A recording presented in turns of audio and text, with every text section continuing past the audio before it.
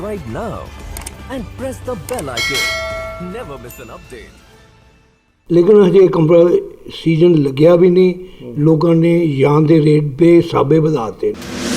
PC cotton wool spandex जिन्हों असी Lycra कहने हरेक चीज़ का रेट ਵਧਿਆ ਹੋਇਆ है। जे इंडस्ट्री नहीं चलूगी तो किद्दां असी कर सकेंगे। साड़ी इक्को ही आइटम है हौजरी, ओनली एंड ओनली यान इज अवर रॉ मटीरियल। ਜੇ ਜ਼ਿਆਦਾ ਆਰਡਰ ਆ ਜਾਂਦੇ ਤੁਸੀਂ ਵੀ ਆਪਣੇ ਪ੍ਰੋਡਕਟਾਂ ਦੇ ਰੇਟ ਵਧਾ ਲੈਂਦੇ, ਅੱਜ ਉਹ ਵਧਾ ਰਹੇ ਤੇ ਕਿਉਂ ਆਪਾਂ ਅਨਕੰਪੀਟੀਟਿਵ ਕਹਿੰਦੇ? ਓਵਰ ਰੇਟ ਵੱਧ ਰਹੇ ਨੇ, ਇਹ ਚਿੰਤਾ ਦਾ ਵਿਸ਼ਾ। ਤੇ ਜੇ ਟੰਗ ਖਿੱਚ ਰਹੇ ਆ ਜਿਵੇਂ ਤੁਸੀਂ ਕਹਿ ਰਹੇ ਹੋ ਕਿ ਰੇਟ ਵਧਾ ਕੇ, ਤੇ ਫਿਰ ਅਸੀਂ ਕਿੱਥੇ ਰਹਿ ਜਾਵਾਂਗੇ? ਲਾਸਟਿਕ ਨੂੰ ਖਿੱਚੋ, ਅਖੀਰ ਉਹ ਟੁੱਟ ਜਾਂਦਾ ਹੈ। ਉਸ ਸਿਚੁਏਸ਼ਨ 'ਚ ਨਹੀਂ ਜਾਣਾ ਚਾਹੀਦਾ। ਮੁਸੀਬਤਾਂ ਆ ਰਹੀਆਂ, ਕਿੱਦਾਂ ਦੀ ਪਰੇਸ਼ਾਨੀਆਂ ਝੇਲਣੀਆਂ ਪੈ ਰਹੀਆਂ? 6 ਮਹੀਨਿਆਂ ਦੇ ਵਿੱਚ ਇੰਨੀ ਤੇਜ਼ੀ ਕਿਸੇ ਵੀ ਧਾਗੇ 'ਚ ਨਹੀਂ ਆਉਂਦੀ। ਇਹ ਮਿਲਾਂ ਤੇ ਡੀਲਰਾਂ ਦੀ ਮਿਲੀ ਭਗਤ ਵੀ ਹੈ, ਕਰੂਡ ਆਇਲ ਦੀ ਤੇਜ਼ੀ ਵੀ ਹੈ। ਜਿੱਦਾਂ ਦੁਬਈ ਦੇ ਐਕਸਪੋਰਟਰਸ ਹੀ ਲੈ ਲਓ, ਮੈਂ ਜਾਂ ਬਾਕੀ ਕੰਟਰੀਆਂ ਦੇ ਐਕਸਪੋਰਟਰਸ ਲੈ ਲਓ, ਉਹਨਾਂ ਦੀ ਕਮਿਟਮੈਂਟ ਹੁੰਦੀ ਵੀ ਅਸੀਂ ਇੰਨੇ ਕੰਟੇਨਰ ਤੁਹਾਨੂੰ ਇਸ ਦਿਹਾੜੀ ਦੇਵਾਂਗੇ। ਐਕਸਪੋਰਟ ਉਹਨਾਂ ਨੂੰ ਕਰਦੇ, ਟਾਈਮ 'ਤੇ ਮਾਲ ਨਹੀਂ ਦਿੰਦੇ, ਮੁੜ ਕੇ ਸਾਨੂੰ ਦੂਸਰੀ ਕੰਟਰੀ ਆ ਕੇ ਜਗ੍ਹਾ ਬਣਾ ਲੈਣਗੀਆਂ। ਆਲਰੇਡੀ ਬੰਗਲਾਦੇਸ਼ ਬਹੁਤ ਵੱਡੀ ਜਗ੍ਹਾ ਬਣਾ ਚੁੱਕਾ, ਨੰਬਰ 1 ਤੇ ਆ ਚੁੱਕਾ।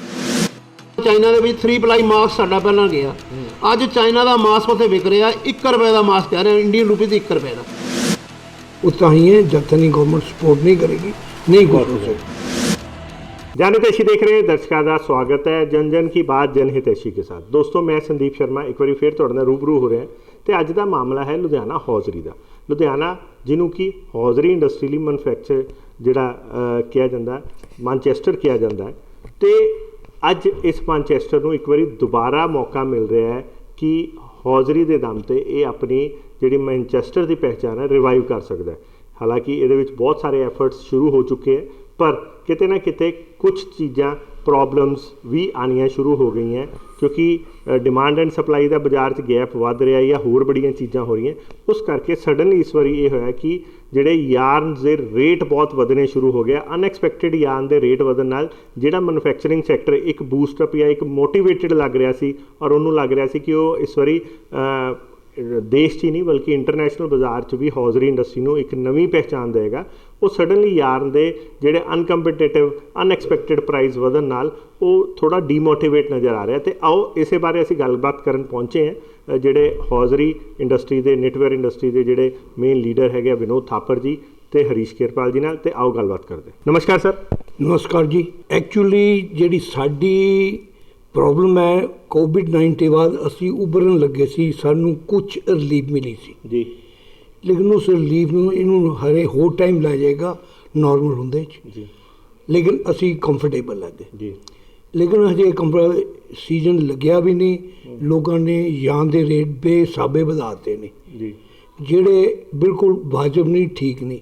अज पीसी कॉटन वूल स्पैंडेक्स जिन्हों असी लाइकरा कहने हरेक चीज़ का रेट ਵਧਿਆ ਹੋਇਆ है, और काफ़ी ज़्यादा ਵਧਿਆ ਹੋਇਆ है, अनएक्सपैक्टेड ਵਧਿਆ है।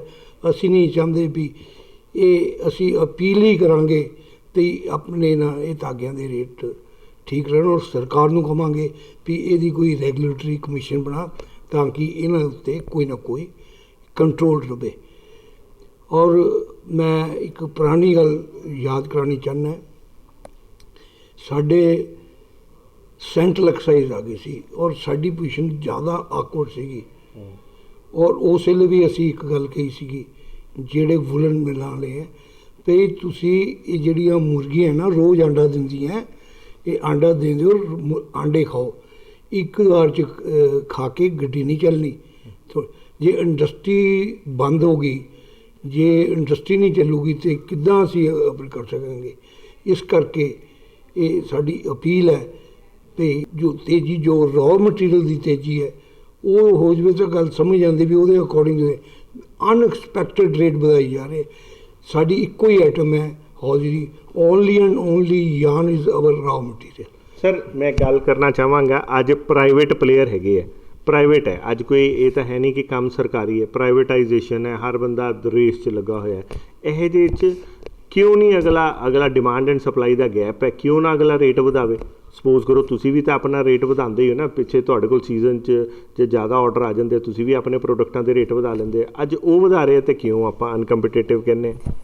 ਹਰੇਕ ਚੀਜ਼ ਦਾ ਇੱਕ ਲਿਮਿਟ ਹੁੰਦੀ ਹੈ, ਜ਼ਰੂਰ ਵਧਾਉਣੇ ਚਾਹੀਦੇ ਹੈ, ਜੇ ਓਪਰਚੁਨਿਟੀ ਮਿਲਦੀ ਹੈ ਜ਼ਰੂਰ ਕਰਨੀ ਚਾਹੀਦੀ ਹੈ, ਕਰਨ, ਲੇਕਿਨ ਅਨਐਕਸਪੈਕਟਡ ਓਵਰ ਰੇਟ ਵੱਧ ਰਹੇ ਨੇ, ਇਹ ਚਿੰਤਾ ਦਾ ਵਿਸ਼ਾ ਹੈ। ਸਰ ਲੁਧਿਆਣਾ ਦੇ ਵਿੱਚ ਜੇ ਆਪਾਂ ਗੱਲ ਕਰੀਏ ਤਾਂ ਕਿੰਨੀ ਕੁ ਹੌਜ਼ਰੀ ਇੰਡਸਟਰੀ ਹੈਗੀ ਹੈ ਜਿਨ੍ਹਾਂ 'ਤੇ ਇਸ ਰੇਟਾਂ ਦਾ ਫਰਕ ਪਏਗਾ, ਜਾਂ ਇਸ ਜਿਵੇਂ ਰੇਟ ਵਧਾ ਦਿੱਤੇ ਇਹਨਾਂ 'ਚ ਕੰਪੀਟੀਸ਼ਨ ਹੈਗਾ, ਇਹਨਾਂ ਨੇ ਰੇਟ ਵਧਾ ਦਿੱਤੇ ਅਤੇ ਉਹਦੇ ਨਾਲ ਪੂਰੀ ਹੌਜ਼ਰੀ ਇੰਡਸਟਰੀ ਦਾ ਕਿੰਨਾ ਕੁ ਵੱਡਾ ਨੁਕਸਾਨ ਹੋ ਜਾਂਦਾ ਹੈ? ਜਾਂ ਅੱਜ ਜਦੋਂ ਆਪਾਂ ਨੂੰ ਮੌਕਾ ਮਿਲਿਆ, ਜੇ ਆਪਾਂ ਨੂੰ ਇਹ ਸਾਡਾ ਸਾਥ ਦੇ ਦਿੰਦੇ ਹੈ ਤਾਂ ਇਹ ਇੰਡਸਟਰੀ ਕਿੱਥੇ ਤੱਕ ਪਹੁੰਚ ਸਕਦੀ ਹੈ, ਅਤੇ ਜੇ ਟੰਗ ਖਿੱਚ ਰਹੇ ਆ ਜਿਵੇਂ ਤੁਸੀਂ ਕਹਿ ਰਹੇ ਹੋ ਕਿ ਰੇਟ ਵਧਾ ਕੇ, ਤਾਂ ਫਿਰ ਅਸੀਂ ਕਿੱਥੇ ਰਹਿ ਜਾਵਾਂਗੇ? ਦੇਖੋ, ਹਰੇਕ ਨੂੰ ਰੇਟ ਵਧਾਉਣ ਦਾ ਓਪਰਚੁਨਿਟੀ ਦਾ ਬੈਨੀਫਿਟ ਲੈਣ ਦਾ ਹੱਕ ਹੈਗਾ, ਲੇਕਿਨ ਮੈਂ ਇਹ ਕਹੂੰਗਾ ਵੀ ਇਹਨਾਂ ਨੂੰ ਵਾਜਬ ਰੇਟ ਕਰਨੇ ਚਾਹੀਦੇ ਨੇ, ਵਾਜਬ ਰੇਟ ਵਧਾਉਣੇ ਚਾਹੀਦੇ ਨੇ। ਹਮੇਸ਼ਾ ਕੋਈ ਵੀ ਚੀਜ਼ ਲੈ ਲਓ ਤੁਸੀਂ, ਕਿਸੇ ਨੂੰ ਨਾ ਲਾਸਟਿਕ ਨੂੰ ਖਿੱਚੋ, ਅਖੀਰ ਉਹ ਟੁੱਟ ਜਾਂਦਾ, ਇਹ ਉਸ ਸਿਚੁਏਸ਼ਨ 'ਚ ਨਹੀਂ ਜਾਣਾ ਚਾਹੀਦਾ। ਔਰ ਮੈਂ ਫਲੈਕਸੀਬਿਲਿਟੀ ਰੱਖਣੀ ਚਾਹੀਦੀ, ਫਲੈਕਸੀਬਿਲਿਟੀ ਪੂਰੀ ਰੱਖਣੀ ਚਾਹੀਦੀ ਹੈ। ਇਹ ਇੱਕ ਐਕਸਟ੍ਰੀਮ ਐਂਡ 'ਤੇ ਇਹ ਸਕੀਮ ਨੂੰ ਲੈ ਕੇ ਜਾ ਰਹੇ ਨੇ, ਇਹ ਟੁੱਟੇਗਾ, ਟੁੱਟਣ ਨਾਲ ਨੁਕਸਾਨ ਹੋਏਗਾ, ਦੋਨਾਂ ਨੂੰ ਨੁਕਸਾਨ, ਇਹਨਾਂ ਨੂੰ ਵੀ ਹੋਏਗਾ, ਸਾਨੂੰ ਵੀ ਹੋਏਗਾ। ਅਤੇ ਮੇਰੀ ਇਹ ਹੈ ਵੀ ਅਪੀਲ ਹੈ ਵੀ ਉਹ ਗੱਲ ਨਾ ਕਰੋ ਜਿਵੇਂ ਸੈਂਟਰਲ ਐਕਸਾਈਜ਼ ਵੇਲੇ ਜੋ ਗੱਲ ਹੋਈ ਸੀ, ਅਸੀਂ ਦੱਬ ਕੇ ਲੜੇ ਸੀ, ਜੋਰ ਨਾਲ ਅਸੀਂ ਇਕੱਠੇ ਹੋਏ ਸੀ, ਕੋਈ ਇੱਦਾਂ ਦੀ ਮੌਕਾ ਨਾ ਬਣਾਓ ਜਿਹਦੇ ਨਾਲ ਸਾਨੂੰ ਲੜਨਾ ਪਵੇ। ਤੇ ਗੱਲ ਕਰਦੇ ਹਾਂ ਹਰੀਸ਼ ਕੇਰਪਾਲ ਜੀ ਨਾਲ। ਕੇਰਪਾਲ ਸਾਹਿਬ, ਤੁਸੀਂ ਕੀ ਕਹੋਗੇ ਇਹਦੇ ਵਿੱਚ ਕਿ ਜੇ ਇੱਦਾਂ ਦੇ ਰੇਟ ਵਧੇ ਹੈ, ਇਹਦੇ ਨਾਲ ਪੂਰੀ ਹੌਜ਼ਰੀ ਇੰਡਸਟਰੀ ਦਾ ਤੁਹਾਨੂੰ ਕਿੱਦਾਂ ਦੀਆਂ ਮੁਸੀਬਤਾਂ ਆ ਰਹੀਆਂ, ਕਿੱਦਾਂ ਦੀ ਪਰੇਸ਼ਾਨੀਆਂ ਝੇਲਣੀਆਂ ਪੈ ਰਹੀਆਂ?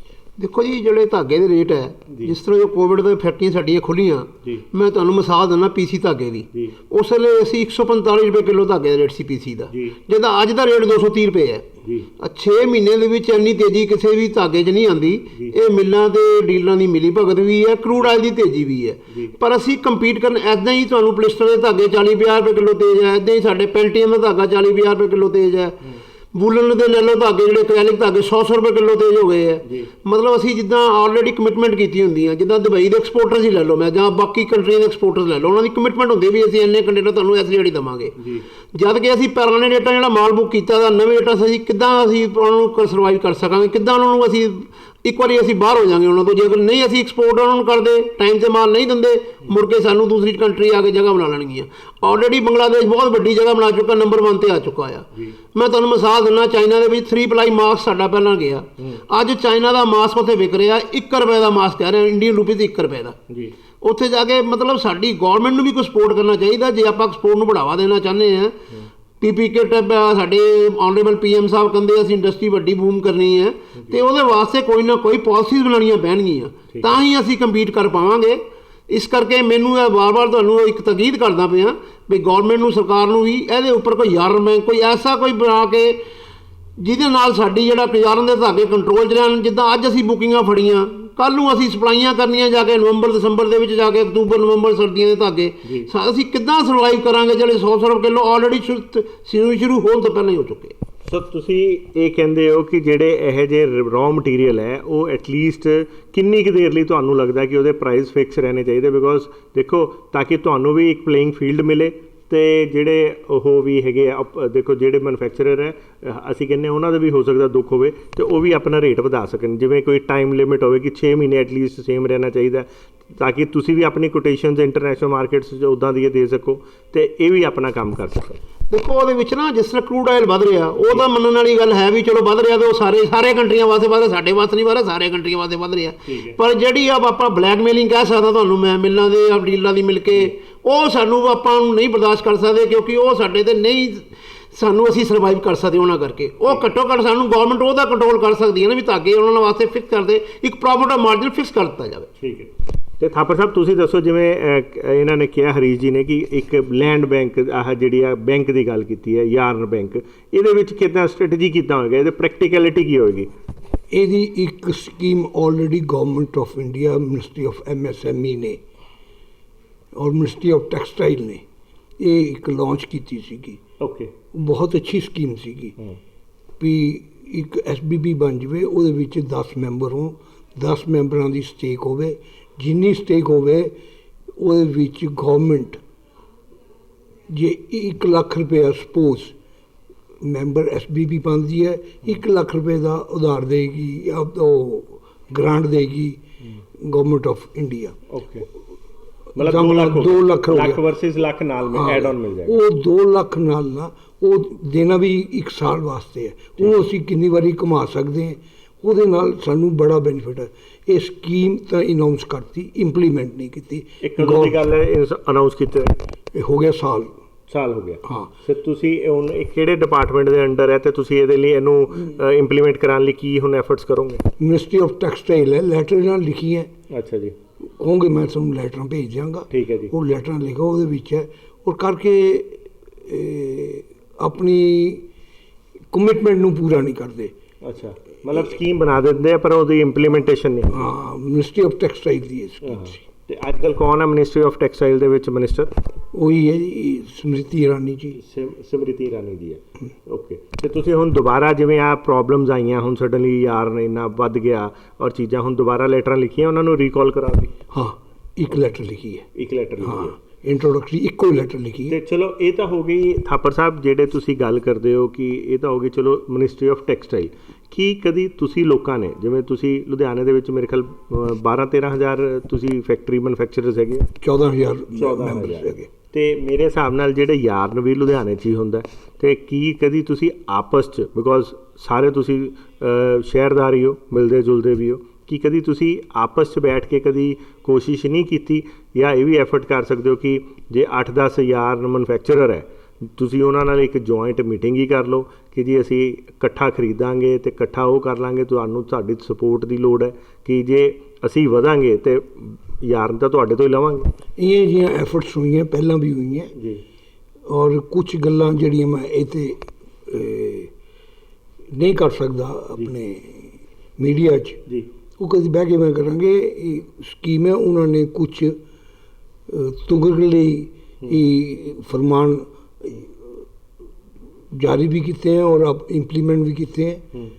ਤੇ ਐਗਜ਼ਾਮਪਲ ਹੈ, ਅਸੀਂ ਜੀ 2 ਨੰਬਰ 'ਚ ਮਾਲ ਨਹੀਂ ਦੇਣਾ, ਨਾ ਦਿਓ ਜੀ, ਤੁਸੀਂ ਬਿੱਲ ਬਣਾਓ, ਸਾਡੇ ਤੋਂ ਪੈਸੇ ਲਓ, ਬਿੱਲ ਕੈਸ਼ ਦਾ ਬਣਾ ਦਿਓ। ਨਹੀਂ ਜੀ, ਅੱਗੇ ਉਹਦੇ ਕੁਝ ਪੈਸੇ ਦਿੰਦੇ ਸੀ, ਜਿਹੜਾ ਮੈਂ ਕਿਹਾ ਇੱਥੇ ਨਹੀਂ ਡਿਸਕਸ ਕਰ। ਠੀਕ ਹੈ ਜੀ। ਉਹ ਲੇਕਿਨ ਸੁਣਨ ਕੁਝ ਟ੍ਰੇਡ ਦੀ ਜਿਹੜੀ ਤੁਸੀਂ ਕਹਿੰਦੇ ਹੋ ਕਿ ਟ੍ਰੇਡ ਦੀ ਜਿਹੜੀ ਪਾਲਿਸੀਜ਼ ਇੰਟਰਨਲ ਸੀਕ੍ਰੇਟਸ ਹੈਗੇ ਉਹ ਨਹੀਂ ਤੁਸੀਂ ਗੱਲ ਕਰ ਸਕਦੇ। ਨਹੀਂ, ਉਹ ਤਾਂ ਠੀਕ ਹੈ, ਉਹ ਤਾਂ ਅਸੀਂ ਚਾਹੁੰਦੇ ਵੀ ਨਹੀਂ, ਉਹ ਪਰਸਨਲ ਟ੍ਰੇਡ ਸੀਕ੍ਰੇਟਸ ਹੁੰਦੇ।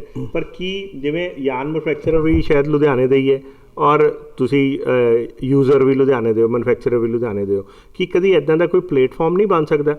ਅੱਜ ਜੇ ਕੋਵਿਡ ਹੈ, ਇਨਕੈਸ਼ਮੈਂਟ ਜੇ ਤੁਹਾਡੇ ਕੋਲ ਆਰਡਰ ਸਪੋਜ਼ ਕਰੋ ਅੱਜ ਤੁਸੀਂ ਕਿੰਨੇ ਹਜ਼ਾਰ ਕਰੋੜ ਦੀ ਇੰਡਸਟਰੀ ਹੋਏਗੀ ਆਪਣੀ?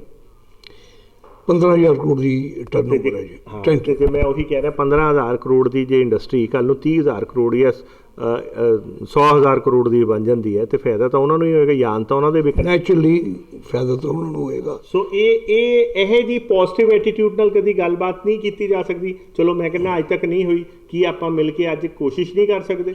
ਪਿੱਛੇ ਇੱਕ ਐਫਰਟਸ ਕੀਤੀ ਸੀ ਲੇਕਿਨ ਉਹਨੂੰ ਸਕਸੈਸ ਨਹੀਂ ਮਿਲੀ ਜੀ। ਲੇਕਿਨ ਟਰਾਈ ਅਗੇਨ ਐਂਡ ਅਗੇਨ ਇਹ ਹੋਣੀ ਚਾਹੀਦੀ ਹੈ। ਅਸੀਂ ਤੁਹਾਡੇ ਵਰਗਿਆਂ ਤੋਂ ਹੀ ਸਿੱਖਿਆ ਕਿ ਟਰਾਈ ਅਗੇਨ ਐਂਡ ਅਗੇਨ। ਕਿਉਂ ਕੇਰਪਾਲ ਜੀ, ਇਹ ਹੋ ਸਕਦਾ ਕਿ ਨਹੀਂ? ਬਿਲਕੁਲ ਹੋ ਸਕਦਾ ਜੀ। ਪਹਿਲਾਂ ਵੀ ਗਵਰਨਮੈਂਟ, ਥਾਪਰ ਸਾਹਿਬ ਤੁਹਾਨੂੰ ਮੇਰੇ ਬੈਟਰ ਦੱਸ ਸਕਦੇ ਆ, ਪਹਿਲਾਂ ਬੂਲ ਦੇ ਕੋਟੇ ਲੱਗਦੇ ਹੁੰਦੇ ਸੀਗੇ। ਗਵਰਨਮੈਂਟ ਚਾਹਵੇ ਤੇ ਹਰ ਚੀਜ਼ ਹੋ ਸਕਦੀ ਹੈ।